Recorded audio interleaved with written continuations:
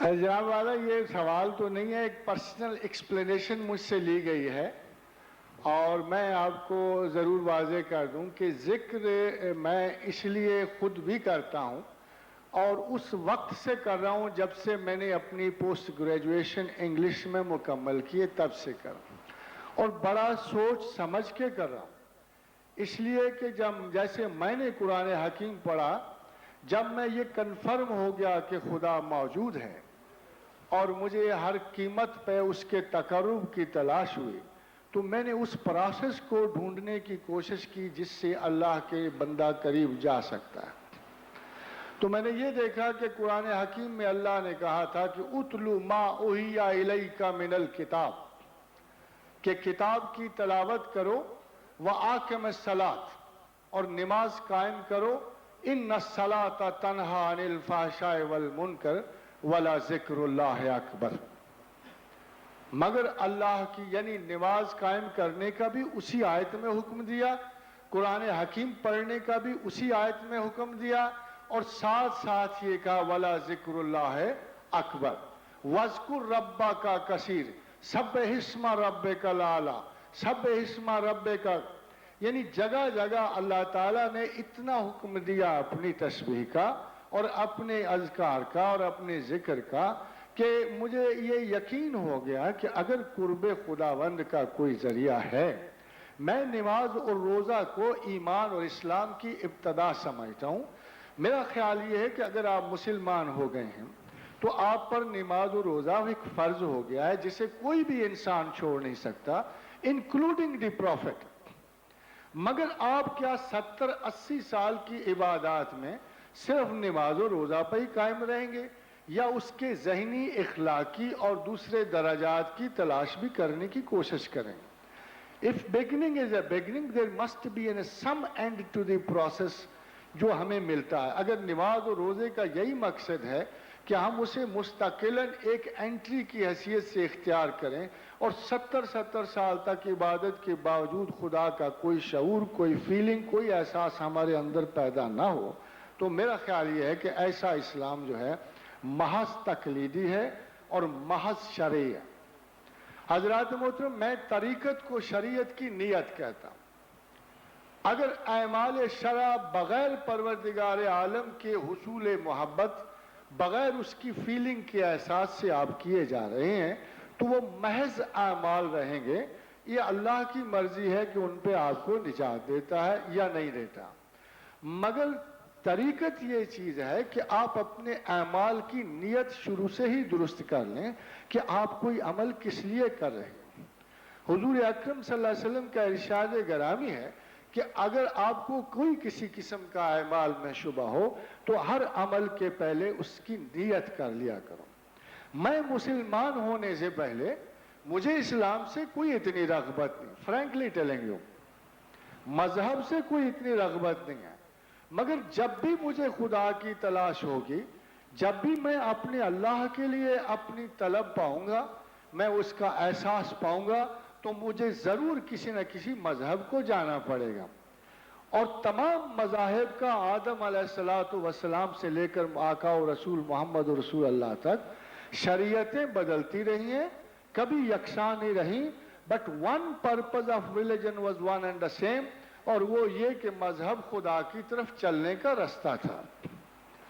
اسی لیے جب کسی انسان کو خدا کی تلاش ہوئی تو اس نے کسی نہ کسی مذہب کا رسوخ چاہا، کسی نہ کسی مذہب کی اپروچ آئی۔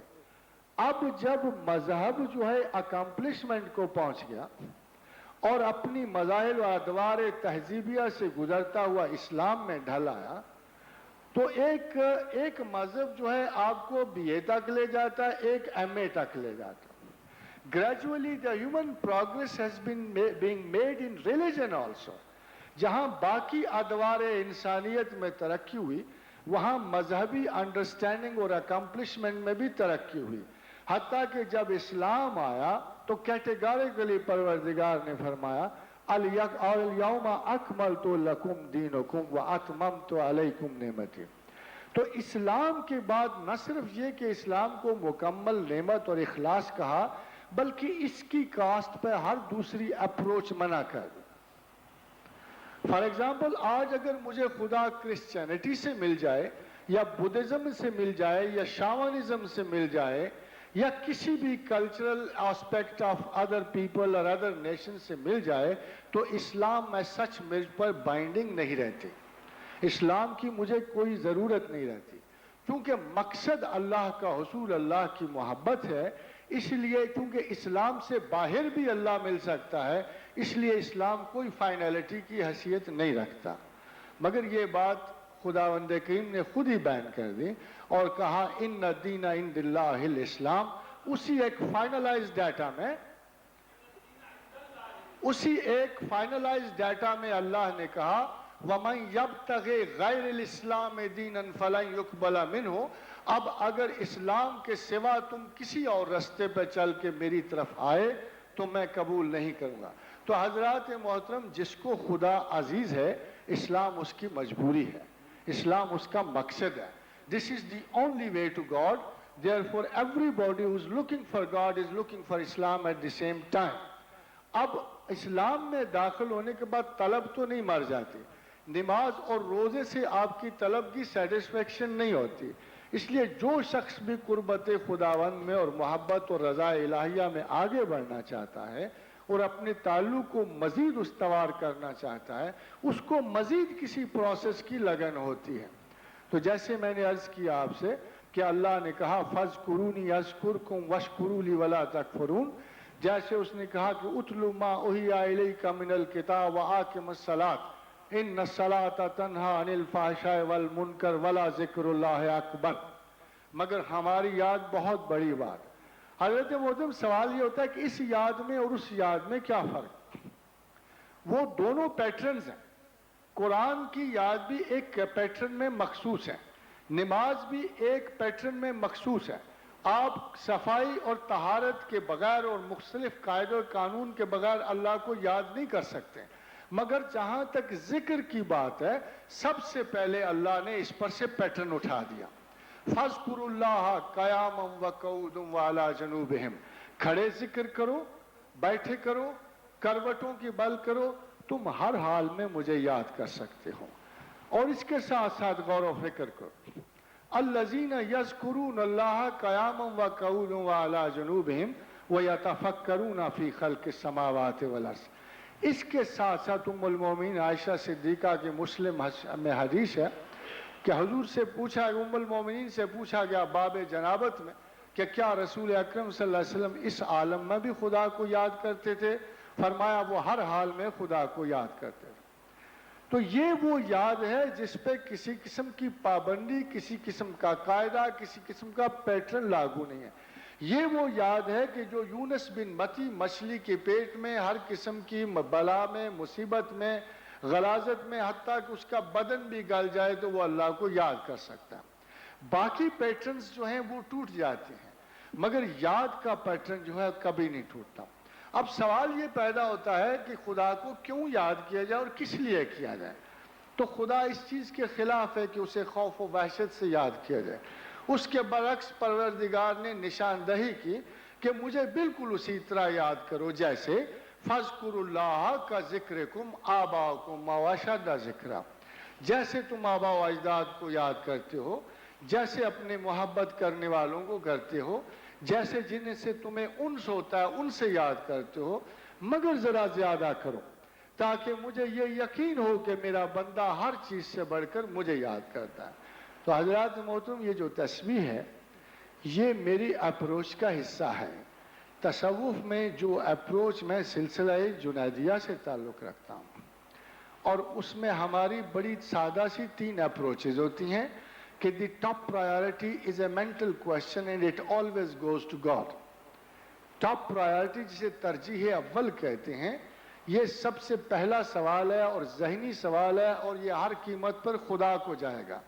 اس پرائیورٹی کی مینٹیننس جو ہے نماز اور ذکر سے ہے، اور چونکہ نماز وقتی ہے اس لیے ذکر ہر وقت جاری رہے گا so that we may continue to maintain the priority till a long time۔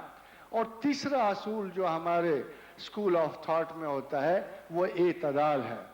ہم किसी भी हमारे school in one of the famous articles you see which I have read already and which I have written for Islamic University, एक बात पे हमारा एक perfect ईमान है कि एतदाल के बगैर कोई रिलीजियस एक्सपीरियंस जो है एक्सेप्टेबल नहीं है। साइकोलॉजी ऑफ द सेल्फ को समझे बगैर कोई बंदा नॉर्मल नहीं हो सकता और नॉर्मलसी के बगैर कोई रिलीजियस एक्सपीरियंस एक्सेप्टेबल नहीं हो सकता। This is one of the reason कि मैं न सिर्फ इंसानों को अपने दोस्तों को तस्बीहात दे रहा हूँ बल्कि इसके साथ साथ मेजर जो उनके सेल्फ के क्रिटिकल पॉइंट्स हैं वो उनको एक्सप्लेन कर देता हूँ। This is the job of somebody, I mean से जो स्पेशलिस्ट है, एक मैकेनाइज्ड सेल्फ का स्पेशलिस्ट है कि I don't have to look into and ask people about their problems. अब भी अगर मैंने 20 आदमियों से बात किया या उनसे कलाम किया है तो मैंने उनसे कोई बात नहीं पूछी। What ever I have told to them is the point of blankness in their self, वो बड़ा नुक्ता जो उनके सेल्फ को खुदा के करीब जाने से रोकता है। अगर थोड़ी सी मैं आपको आखिरी मिसाल ये दूंगा कि परवरदिगार ने कुरान हकीम में कहा कि बाज़ दिलों पे मैं ज़ैक़ उतारता हूँ, बंदिश उतारता हूँ और वो हरज में चले जाते हैं। तो इब्ने अब्बास ने कहा कि मैंने हरज की तारीफ सुननी थी तो मैं हज़रत उमर बिन खत्ताब रज़ी अल्लाह ताला अन्हु के पास गया और मैंने कहा ये खुदा ने ये क्या कहा कि लोग मुनाफिक और काफिर का दिल हरज की तरह है। तो हज़रत उमर ने उस वक्त सना का एक चरवाहा जा रहा था, उसे बुलाया और उसे कहा तुम्हारे मुल्क में हर्जा किसे कहते हैं? तो उन्होंने कहा अमीरुल मोमिनीन हमारे मुल्क में हर्जा उस दरख्त को कहते हैं कि जिसके इर्द गिर्द इतने घनी झाड़ियां आ जाएं कि वो चरने वाले जानवरों की जद से बाहर चला जाए। तो परवरदिगार ने मुनाफिक और नॉन बिलीवर के दिल को बड़ा टेक्निकली इस तरह एक्सप्लेन किया कि इनका दिल उस हर्जा दरख्त की तरह होता है जिस पे चरने वाली कोई चीज़ नहीं पहुंचती, जिस पे अक्ल की कोई शुआ नहीं गुजरती।